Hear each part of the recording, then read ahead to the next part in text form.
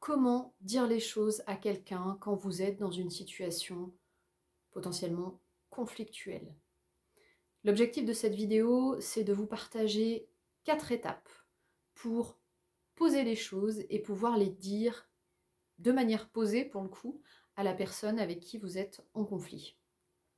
Donc vous êtes peut-être dans une situation où voilà, vous vivez avec quelqu'un, que ce soit votre manager, que ce soit un collègue, que ce soit votre conjoint, voire même vos enfants, et vous sentez que la situation est conflictuelle, ou en tout cas commence à l'être, qu'il y a peut-être de l'émotion derrière, et que c'est un peu délicat, et vous avez envie que les choses bougent, que ça change, vous avez envie de sortir de ce conflit.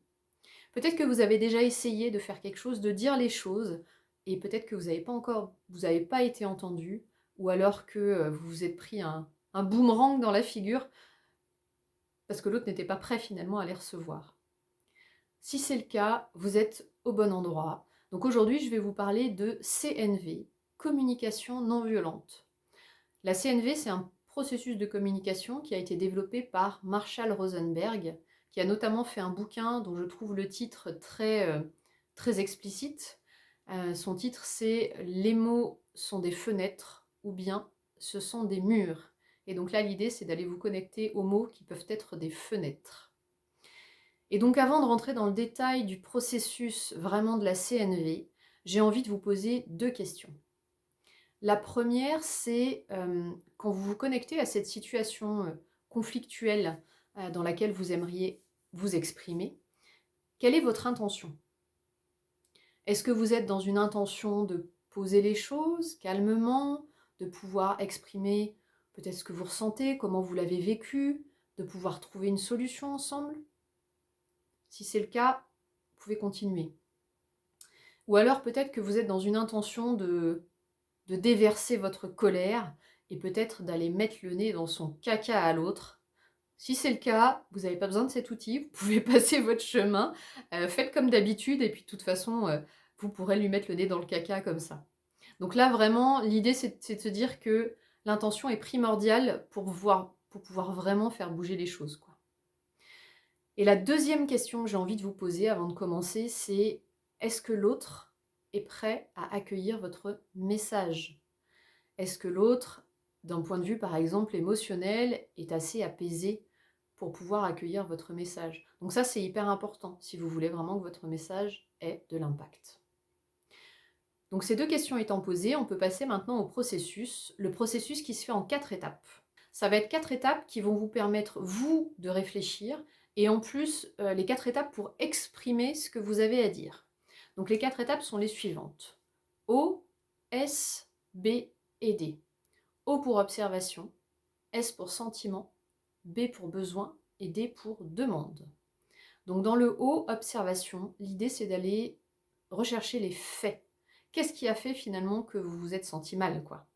Qu'est-ce qui fait que ça vous crée une émotion où ça va pas? Et l'idée de se connecter aux faits, c'est vraiment de le faire sans jugement.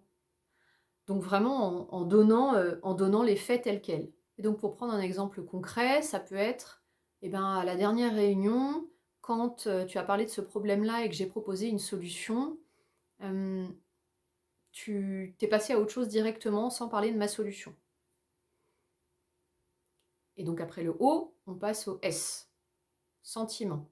Quel sentiment ça a provoqué en vous? Et bien là, vous pourrez le dire en disant « je me suis senti » et puis ce que ça a provoqué chez vous. Et donc dans l'exemple, ça peut être je me suis sentie rejetée, je me suis sentie inutile, je me suis sentie finalement très triste. Après le S, il y a le B pour le besoin.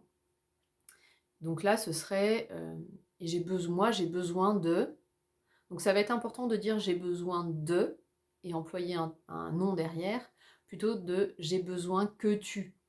Le j'ai besoin d'eux sera beaucoup plus puissant parce qu'il se rattache à vous en fait. Vous avez besoin, c'est vous qui avez un besoin. Et donc dans l'exemple, ça peut être moi j'ai besoin de reconnaissance et de savoir que ce que je propose est entendu. Et le dernier point, c'est la demande. Et la demande, vous pouvez la faire finalement à plusieurs niveaux. Soit vous pouvez vraiment avoir une demande, par exemple de changement, en disant bah, la prochaine fois j'aimerais que blablabla. Ou alors vous pouvez juste avoir une demande de dire bah, qu'est-ce que t'en penses? Quand je te dis ça, qu'est-ce que t'en penses? Et donc dans mon exemple, ça peut être ben, la prochaine fois que je propose une solution en réunion, j'aimerais que tu me confirmes que tu l'as bien entendu, par exemple en me disant ce que tu trouves de positif et de négatif dans ma solution. Donc voilà les 4 étapes. Si on récapitule dans l'exemple, ça fait, en essayant de ne pas le hacher, ça fait ben, à la dernière réunion, quand tu as parlé de ce problème et que j'ai proposé une solution, tu es passé à autre chose directement. Et moi, je me suis sentie rejetée, je me suis sentie inutile, je me suis sentie finalement très triste. Parce que moi, j'ai besoin de reconnaissance et j'ai besoin de savoir que je suis entendue.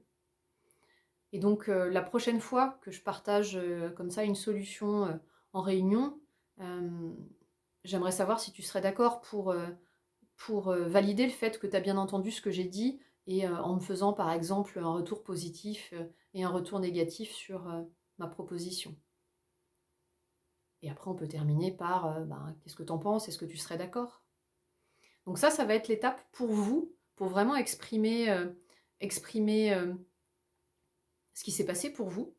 Donc déjà, rien que de faire le processus, là je le fais en quelques minutes, mais en fait ça va vous prendre un peu plus de temps. Vous allez devoir creuser un peu plus, vraiment au bout du bout, ce qui vous a touché, et notamment trouver la demande aussi, ça va être quelque chose d'intéressant pour vous.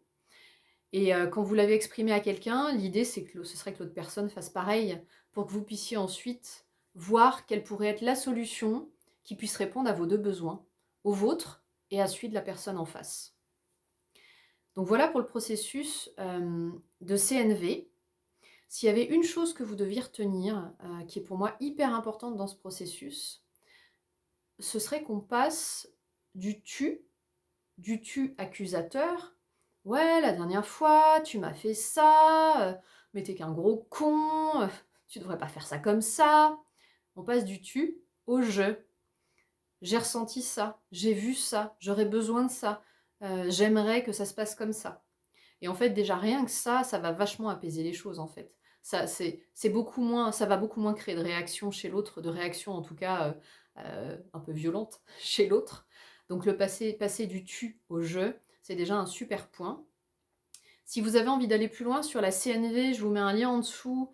Il y a Thomas Dansembourg, qui est un des experts français, enfin francophones en tout cas en CNV, qui est un ancien avocat, donc qui est aussi un formidable orateur, qui fait des conférences sur la CNV avec plein d'exemples. Donc n'hésitez pas à aller visiter ça. Moi, j'adore regarder ces conférences, c'est un vrai plaisir. J'espère pour le coup que cette vidéo vous a été utile, qu'elle vous a donné envie de passer à l'action. Et si c'est le cas, n'hésitez pas à liker et à partager. Et puis moi, je vous dis à très bientôt.